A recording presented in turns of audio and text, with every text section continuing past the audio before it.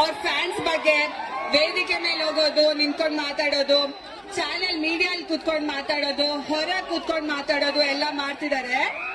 ಅದೇ ಜನಗಳು ದರ್ಶನ್ ಅವ್ರು ಇದ್ದಾಗ ಅವ್ರು ಬೆಂಗಳೂರಲ್ಲಿ ಇರ್ತಾರಾ ಇಲ್ವಾ ಅಂತಾನೆ ಗೊತ್ತಾಗಲ್ಲ, ಎಲ್ಲಿ ಮಾಯ ಆಗ್ತಾರೆ ಅಂತಾನೂ ಗೊತ್ತಾಗಲ್ಲ. ತಲೆ ಕೆಡ್ಸ್ಕೋಬಾರ್ದು. ದರ್ಶನ್ ಅವ್ರು ಹೇಳಿರೋ ಹಾಗೆ ಯಾರು ಏನೇ ಮಾತಾಡಿದ್ರು ನಾವು ನೊಂದ್ಕೊಳ್ಳಲ್ಲ, ಕೋಪ ಮಾಡ್ಕೊಳ್ಳಲ್ಲ. ಇಂಪಾರ್ಟೆಂಟ್ ನಿಮ್ಮ ಪ್ರೀತಿ ಹಾಗೂ ಬೆಂಬಲ ಮಾತ್ರ.